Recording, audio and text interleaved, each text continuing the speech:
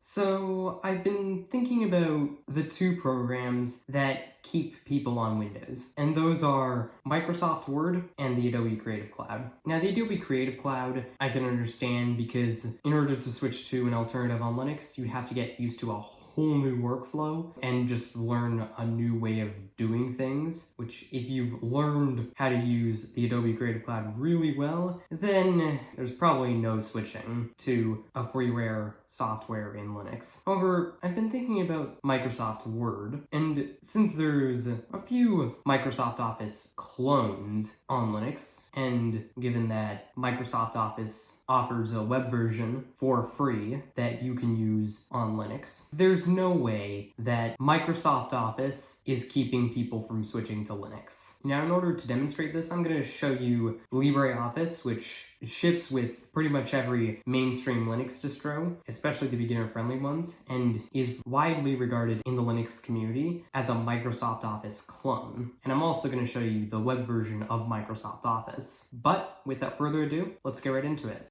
Alright, so now let's go over LibreOffice real quick, starting with LibreOffice Writer. Now you can do a lot with this. Now, when I say this is like a Microsoft Office clone, I mean it. Of course, it's going to be laid out differently, but you could probably figure it out. And if you can't figure out how to do something, you can always look it up. But anyway, we can just put something like this is a test file, and we can even change it to some other font, like Libertation Sans. Now, because of licensing issues, Linux doesn't ship with the proprietary fonts like Arial or Times New Roman that I'm sure a lot of you are used to using, but it might not be a real big deal. Like, it probably doesn't matter what font you use exactly, but if you are one of those people that just absolutely need those fonts, you can install them just by going into terminal and typing sudo apt install ttf-mscorefonts-installer, and I'll have that in the description. Now, of course, we can make this bigger, and there we go. Now, Libertation Sans and Libertation Serif are extremely similar to Arial and Times New Roman respectively, so again, it might not matter too much. But anyway, we can go save this by clicking here, and we can save this as whatever we want.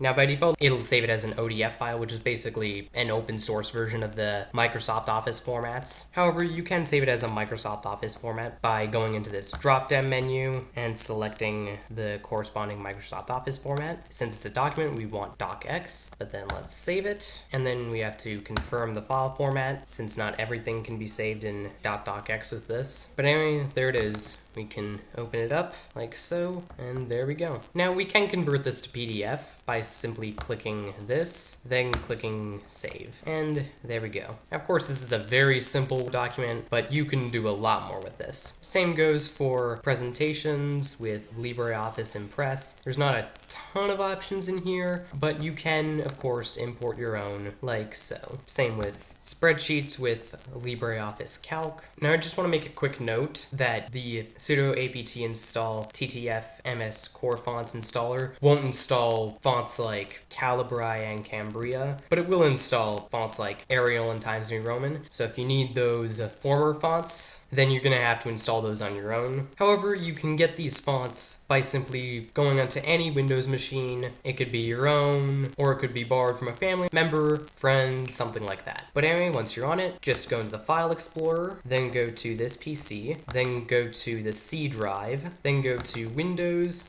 Fonts, and then you just select any fonts that you need, like Calibri or Cambria, and then just copy them to an external drive, and then put them on your Linux box, and then you'll get a bunch of TTF files, which you could simply double-click on and install. But before you do that, I'd run that command that I mentioned to see what fonts it'll install and what fonts you'll need to install manually. But it shouldn't take you too long. Now, of course, if you don't like LibreOffice, there are alternatives to it, like OpenOffice, which is what LibreOffice is based off of. And if you want to look at the proprietary offerings, there's WPS Office and FreeOffice, among other Office suites. Now, if you're one of those people who absolutely needs Microsoft Office for work, like you cannot use a freeware alternative in Linux, say you work with collaborative documents on Microsoft Word, fret not, there is a web version of Microsoft Office, which I mentioned in the introduction of this video. To access that, you simply go into your web browser and go to office.microsoft.com proprietary.com, and then you're in the web Microsoft Office dashboard. Now, of course, you can upload docs that you have, like this test file. Now, if it gives you this, you just click verify, and it'll get you to sign into your Microsoft account. Pardon me while I do that. And then once you do that, it'll bring you straight into that document. Now, be patient while it loads up.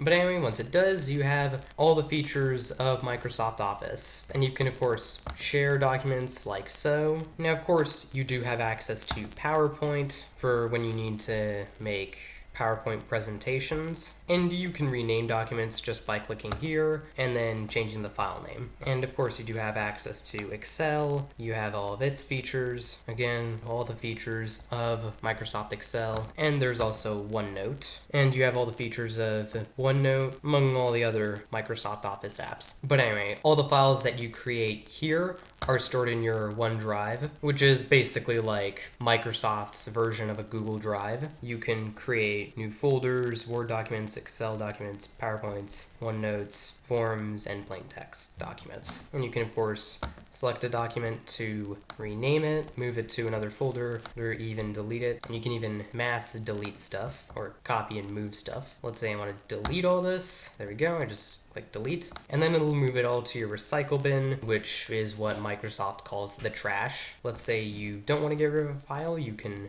click on an individual file and click restore. If you do want to get rid of it, you can just click delete. Now, of course, you can do this for every single file in the recycle bin by clicking empty recycle bin or restore all items. Let's say I want to restore everything. I just click restore, and there we go. Now, for some reason, it takes a little while to restore everything in your recycle bin. I'm not sure why that is. Now, the only catch with this is that you have to have a Microsoft account to use it, which if you're on Windows and you're using Microsoft Office, you probably already have one. And you get 5 gigabytes of storage for free with OneDrive. Now, if you get a Microsoft Office 365 subscription, you can get even more storage, but if you're just using this for Microsoft Office files, 5 gigabytes should be plenty.